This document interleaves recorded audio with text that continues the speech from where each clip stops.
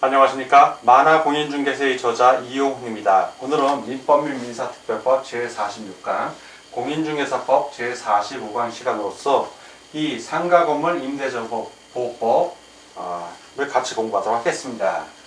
상가건물 임대차 보호법의 구성을 보면 1. 적용 범위, 2. 대항력, 3. 존속의 보장, 4. 차임 등의 증액 청구, 5. 보증금의 회수, 6. 소액 보증금 중 최우선 변제, 7. 확정일자, 8. 권리금 등이 있습니다. 먼저 첫 번째 적용 범위입니다. 상가건물 임대차 보호법은 어디에 적용이 되는가? 적용 범위는 바로 사업자 등록. 사업자 등록의 대상이 되는 상가 건물이 해당이 됩니다. 상가 건물 임대차에 해당이 됩니다. 그래서 그 상가 건물은 사업자 등록 대상이 되는 그 건물을 말하고요. 그 상가 건물 임대차에 대해서 적용을 하는데 기준이 있겠죠. 자, 그 기준이 환산 보증금이라는 걸로 나옵니다. 이 환산 보증금은 보증금 플러스 월세의 100을 더한 겁니다. 예를 들어서 보증금이 1억입니다. 그리고 월세가 100만원이면 100만원 곱하기 100 하면 1억이죠. 이런 경우에는 환산 보증금은 원래 있던 보증금 1억에 100, 월세 100만원 곱하기 100한 이 1억 합쳐서 2억이 되는 겁니다. 환산 보증금이 이런 경우에는 2억이 됩니다. 자, 이 환산 보증금을 기준으로 적용을 하는데요. 자, 하나씩 보겠습니다. 먼저 이제 지역하고 금액이 바뀌어요. 이제 자, 보호대상 보호대상 환산 보증금 금액을 말합니다. 최고 금액을 말하는데, 자, 먼저 서울입니다. 서울. 자, 서울은 9억 원까지 보장을 해준다. 9억 원 이하. 9억 원. 자, 과밀 억제권역 및 과밀 억제권역 플러스 부산입니다. 과밀 억제권역하고 부산. 인천은 과밀 억제권역에 들어갑니다. 이런 경우에는 6억 9천만 원. 6억 9천만 원까지 보호를 합니다. 다음은 이제 광역시입니다. 광역시. 물론 군지역이나 인천, 부산은 제외됩니다. 위에 있으니까. 그 다음에 플러스 세종 등. 세종, 파주, 화성, 안산, 용인, 김포, 광주를 말합니다. 이런 경우에는 5억 4천만 원까지 보호를 해줍니다. 자, 이제 그 밖의 지역입니다. 그 밖의 지역은 3억 7천만 원. 환산 보증금 기준입니다. 이렇게 보호를 해줍니다. 그래서 이 보호 대상 보증금액 아까 월차임이 있는 경우에 그 월차임의 100을 곱한 금액을 보증금에 합산하는데 그것을 환산 보증금이라고 말씀드렸습니다. 그리고 이 법, 즉 상가건물 임대차 보호법은 일시 사용을 위한 임대차가 명백한 경우에는 적용하지 않습니다. 그리고 등기하지 아니한 전세계약, 미등기 전세계약입니다. 이런 경우에도 이 법을 준용합니다. 그리고 환산 보증금이 보호 대상 금액을 초과하는 경우에 상법법에서 규정하는 것 적용 여부를 보면, 자, 적용 대상 이 환산 보증금 관련해서 초과했어요.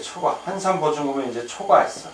자, 초과한 경우에 적용이 되는 경우가 있고, 즉 상가건물 임대차 보호법을 적용하는 경우가 있고, 초과했을 때 적용하지 않는 경우, 이렇게 둘로 나뉩니다. 그래서 적용하는 경우에는 어떤 경우냐, 대항력, 그리고 계약갱신 요구권, 권리금, 3기 차임 연체와 계약 해지, 표준계약서 권장 등은 적용이 됩니다. 근데 비적용 대상, 즉 상가 건물 임대차 보호법이 적용되지 않는 경우, 어떤 경우냐면 최단기 보장, 우선 변제권, 최우선 변제권, 임자권, 등기 명령 등은 적용이 되지 않습니다. 그래서 이렇게 적용 범위를 알아봤고, 대항력에 대해서 같이 알아보도록 하겠습니다. 자, 이번에는 대항력에 대해서 알아보겠습니다. 대항력. 그 대항력 요건은 등기가 없어도 건물의 인도, 자, 건물의 인도. 건물을 받았다는 얘기죠. 그리고 사업자 등록. 사업자 등록을 신청한 때. 자, 신청한 때. 얘는 그 다음 날부터, 바로 다음 날부터 대항력이 발생을 합니다. 그래서 임차 건물의 양수인은 임대인의 주의를 승계하게 되어 있습니다. 대항력에 의해서. 다음 존속의 보장입니다. 존속의 보장. 그 임대차의 존속 기간은 최단기, 자, 최단기 1년, 네, 최단기 1년을 제한을 주는데 법정 보장이라고 합니다. 임차인은 1년 미만으로 정한 기간의 유효 주장은 가능합니다. 임차인은. 근데 임대인은 주장했을 때 임차인이 1년을 주장하면 그걸 들어야 된다는 얘기요. 그리고 임대차 종료 시 보증금 받을 때까지 이 기간은 유효합니다. 존속이 됩니다. 자, 이 존속의 보장에서 제일 중요한 규정은 뭐냐면 계약갱신 요구권이야. 계약을 갱신, 다시 신청한다는 얘기죠. 요구하는 권리입니다. 요구권. 자, 이 계약갱신 요구권. 임대인은 임차인이 임대차 기간이 만료되기 6개월 전부터 1개월 전까지 사이에 계약갱신을 요구할 경우 정당한 사유 없이 거절하지 못한다. 자, 임차인이 요구하면 임대인은 결국 들어줘야 된다는 얘기입니다. 임차인의 계약갱신 요구권은 최초 임대차 기간을 포함하여 전체 몇 년? 예, 10년입니다. 10년. 이 10년. 10년을 초과하지 않는 범위 내에서 행사가 가능하다. 10년까지 가능하니까 처음에 계약해서 1년, 그 이후에 9번 가능하다는 얘기입니다. 갱신되는 임대차는 존속기간을 1년으로 보고 전 임대차와 동일한 조건으로 다시 계약한 것으로 봅니다. 계약갱신 요구권은 보호대상 보증금을 초과하는 임대차에 대하여도 이건 적용됩니다. 계약갱신 요구권 워낙 중요하죠. 자, 다음은 이제 계약의 갱신입니다. 계약의 갱신. 그 상가 건물은 장사하는 거니까 1년만 장사하고 그만두는 사람은 없습니다. 보통 5년, 10년, 더 그 이상도 가죠. 그래서 계약의 갱신, 이 법정 갱신은 주택 임대차 보호법의 내용과 동일합니다. 그러니까 서로 얘기 안 하면 자동으로 갱신이 되는 거죠. 그 전임 그 계약 내용과 동일하게 되는데, 단 임차인이 3기의 차임 연체 시, 자, 여기서 중요한 거는 3기의 차임을 연체했을 때, 자, 연체를 하면 어떻게 되느냐? 법정갱신은 적용되지 않습니다. 이때는 법정갱신이 적용이 되지 않아요. 그래서 주택임대차보호법에서는 2기의 차임 연체, 상가임대차보호법에서는 상가건물임대차보호법에서는 3기의 차임 연체, 요거 구분해서 알아두시기 바랍니다.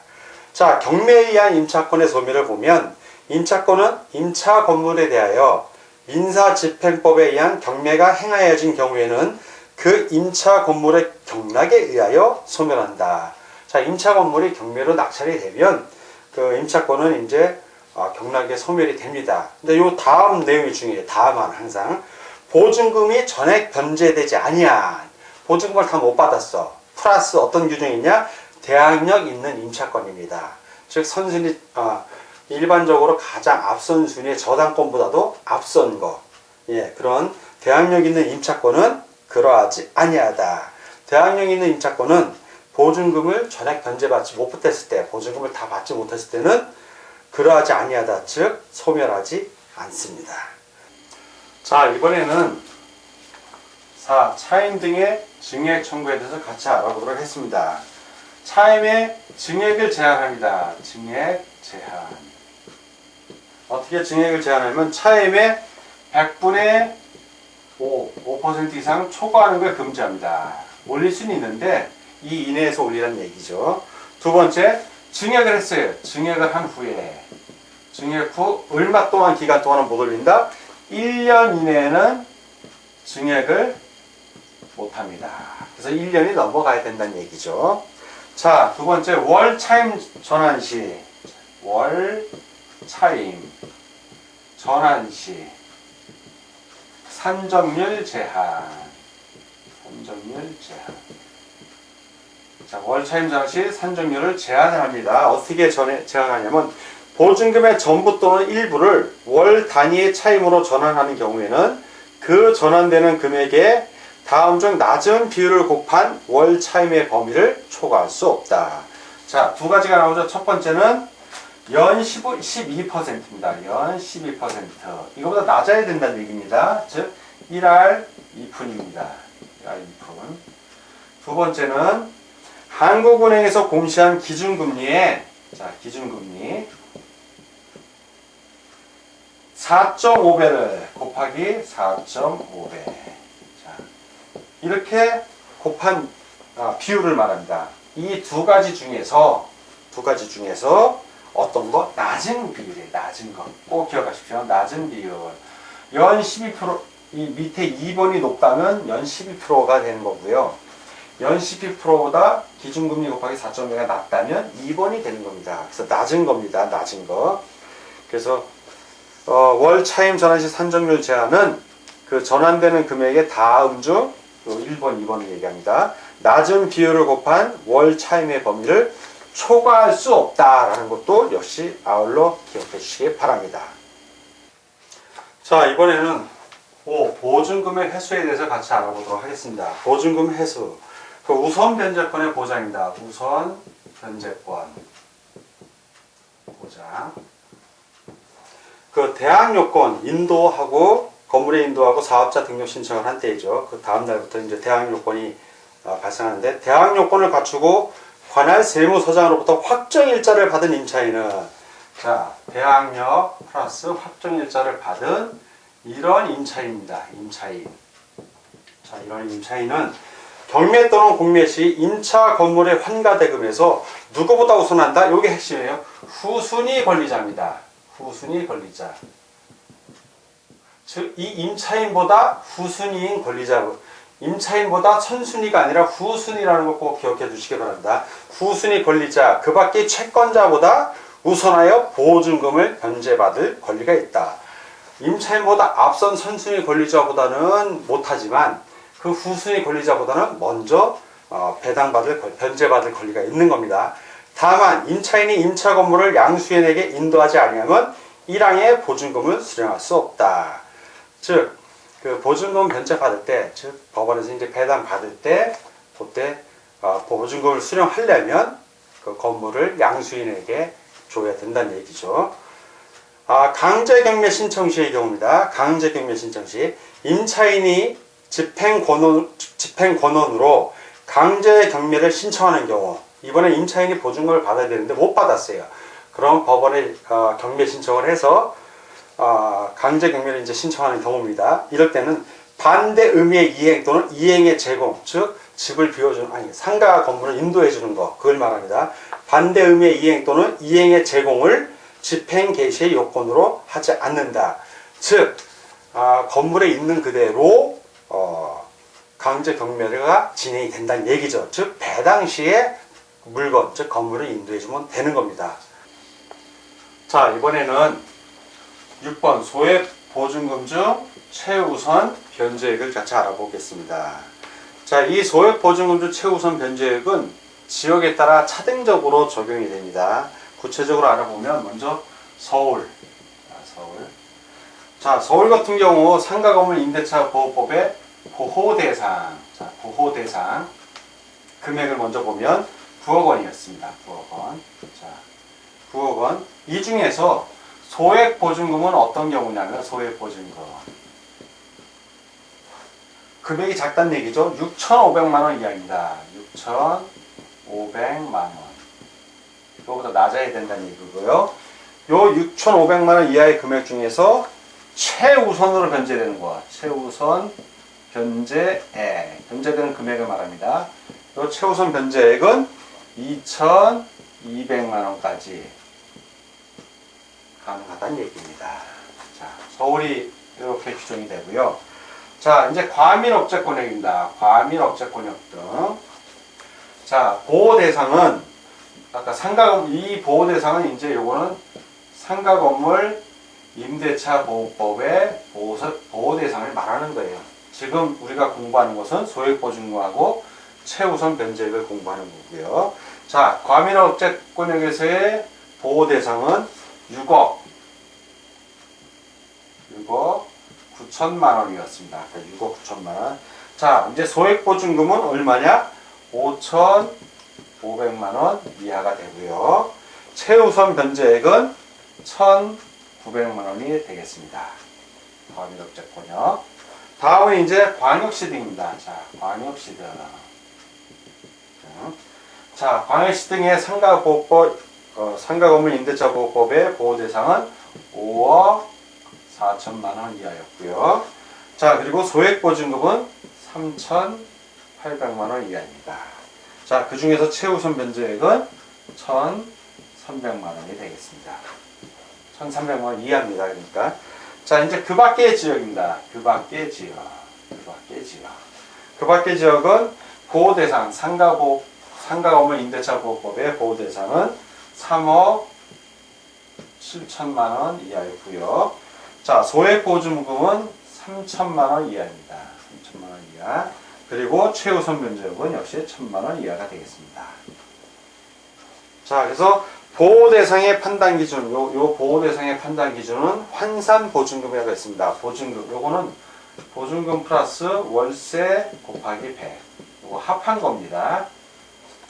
그리고 최우선 변제, 이 최우선 변제액은 그 임대 건물가에 임대인이 소유한 대지가액을 포함합니다. 그 임대 건물가액의 2분의 1 범위 내입니다. 왜 이럴까요? 왜냐하면 그 앞선 선순위 저당권자 등 그런 사람들도 배당을 받아야 되잖아요. 그 사람들도 보호해 줘야 되니까 채권자로서. 그런데 최우선 변제액 이분들도 보호해 줘야 되니까 후순위다 하더라도 이 소액보증금에 해당되는 경우에는 최우선 변제 요 범위 안에서 우선적으로 배당을 먼저 해주고 남은 거 갖고 나머지 저당권자들이 이제 배당을 받는다는 얘기입니다. 경매에 들어갔을 때. 자, 이렇게 소액보증금 중 최우선 변제액을 알아봤습니다. 자, 이번에는 상가건물임대차보호법 7. 확정일자 및 임대차 정보의 제공과 8. 권리금에 대해서 같이 알아보도록 하겠습니다.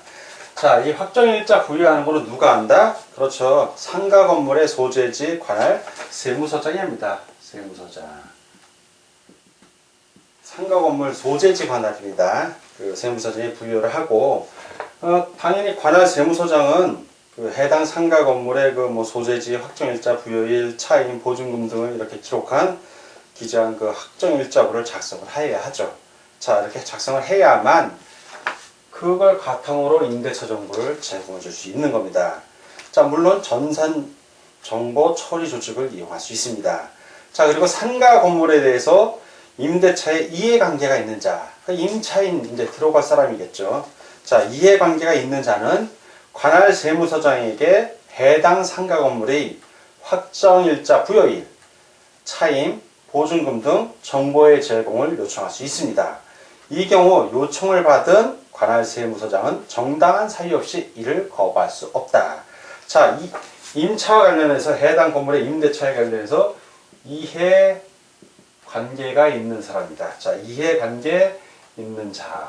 자, 이해관계 있는 자가 관할 세무서장한테 상가 건물의 그 임대차 정보를 요청할 수 있다는 얘기입니다. 그런데 그냥 무작정 아무나 요청한다고 해주면 안 되죠. 자, 임대차 계약을 체결하는 자는, 자, 이해관계자, 임대차 체결을 하려는 자는 누구의 동의를 얻어야 된다? 그렇죠. 임대인이 동의를 해줘야 됩니다. 자, 임대인의 동의. 자, 임대인의 임대차 계약을 체결하려는 자는 임대인의 동의를 받아 관할 세무서장에게 상가 건물에 대한 임대차의 정보 제공을 요청할 수 있는 겁니다. 자, 다음은 8. 권리금입니다. 권리금. 자, 권리금은 보증금하고 다른 거죠. 그러니까 권리금은 보통 일반적인 통섭입니다. 영업행위를 하면 통상 인수하기 바로 직전에 3개월 정도의 그 월 매출 합한 금액을 권리금이라고 합니다. 뭐 이건 경우에 따라 다를 수도 있습니다. 그리고 이 권리금의 대부분은 일반적으로 여러분들 영업권이라고도 하고, 인테리어 비용 처음에 들어가잖아요. 임차하고 내가 그 상행일을 하려면 인테리어 비용 들어가고, 거기서 열심히 영업하느라고 갈고 닦은 노하우라든가 그런 거와 관련된 겁니다. 그러니까 임대인하고는 직접적으로 관련이 없죠. 임차인끼리의 얘기입니다. 자, 그래서 먼저 권리금의 정의에 대해서 한번 읽어보겠습니다. 권리금이란 임대차 목적물인 상가 건물에서 영업을 하는 자 또는 영업을 하려는 자가 영업시설, 비품, 거래처, 신용, 영업상의 노하우, 상가 건물의 위치에 따른 영업상의 이점 등 유형, 무형의 재산적 가치의 양도 또는 이용 대가로서 임대인, 임차인에게 보증금과 차임 이외에 지급하는 금전 등의 대가를 말한다. 자, 여기 여러분들 이 정의에서 꼭 주의해 주세요. 일반적으로 우리는 임대인하고, 아까 저도 말씀드렸지만 임대인하고 직접적인 관련이 없다고 했는데, 이 정의에 보면은 임대인, 임차인에게 보증금과 차임 이외의 지급하는 금전 등의 대가를 말한다 라고 나옵니다. 그래서 요 임대인, 임차인에게 요 문장 임대인이 있다는 거 꼭 기억해 두십시오. 자, 그리고 권리금 계약이라고 있어요. 권리금 계약이란 신규 임차인이 되려는 자가, 자, 새로 임차를 하려는 사람이다. 신규 임차인이 되려는 자가 기존 임차인이죠. 임차인에게 권리금을 지급하기로 하는 계약을 말합니다. 자, 권리금과 권리금 계약에 대한 이제 정의를 알아봤고요. 자, 이번에는 권리금 등의 그 두 번째 의의를 살펴봤고요. 이 권리금 회수기의 보호 등입니다. 권리금 회수기회 보호에 대한 규정을 좀 살펴보겠습니다. 그 임대인은 임대차 기간이 끝나기 6개월 전부터 임대차 종료 시까지 다음의 어느 하나에 해당하는 행위를 함으로써 권리금 계약에 따라 임차인이 주선한 신규 임차인이 되려는 자로부터 권리금을 지급받는 것을 방해해서는 아니 된다. 예, 권리금 회수기에 보호하는 규정입니다. 다만 임차인의 계약갱신 요구를 임대인이 거절할 수 있는 정당한 사유가 있는 경우에는 그러하지 아니하다. 자, 다음에 어느 하나에 해당하는 행위를 좀 살펴보겠습니다. 첫 번째는 임차인이 주선한 신규 임차인이 되려는 자에게 권리금을 요구하거나 임차인이 주선한 신규 임차인이 되려는 자로부터 권리금을 수수하는 행위. 자, 권리금 수수행위입니다. 수수행위. 이런 거 하면 안 된다는 얘기죠. 수수행위. 자, 두 번째, 요 방해 행위를 네 가지가 나옵니다. 법에. 두 번째, 임차인이 주선한 신규 임차인이 되려는 자로 하여금 임차인에게 권리금을 지급하지 못하게 하는 행위. 권리금 지급하지 못하게 하는 행위. 역시 이거 방해하는 행위입니다. 세 번째, 임차인이 주선한 신규 임차인이 되려는 자에게 상가 건물에 관한 조세, 공과금, 주변 상가 건물의 차임 및 보증금, 그 밖의 부담에 따른 금액에 비추어 현저히 고액의 차임과 보증금을 요구하는 행위. 자, 현저히 고액. 자, 네 번째입니다. 그 밖에 정당한 사유 없이, 이게 중요한데, 사유 없이 임대인이 임차인이 주선한 신규 임차인이 되려는 자와 임대차 계약의 체결을 거절하는 것. 자, 거절하는 행위.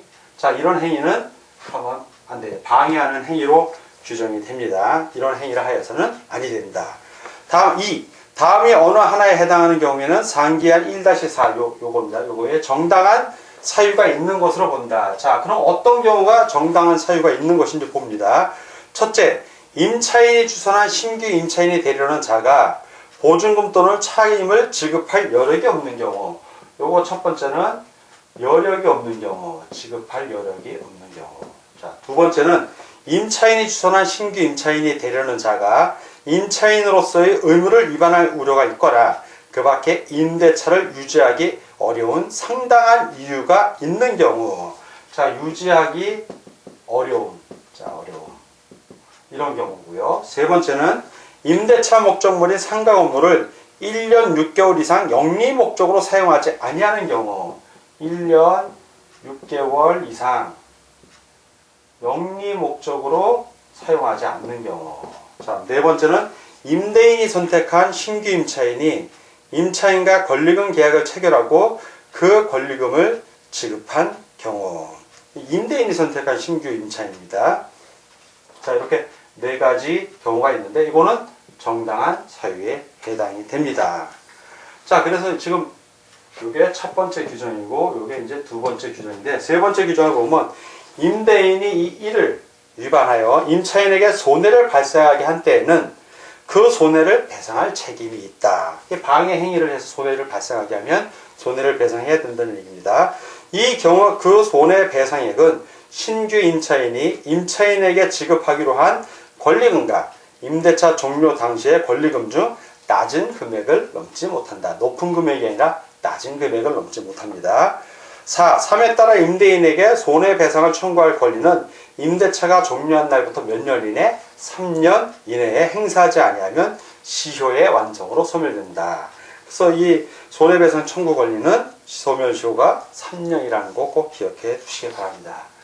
자, 오늘은 민법 및 민사특별 제46강 그리고 공인중개사법 제45강 시간으로서 이 상가건물 임대차 보호법에 대해서 같이 공부하였습니다. 오늘 공부하느라고 수고 많으셨습니다. 다음 시간에 뵙겠습니다. 감사합니다.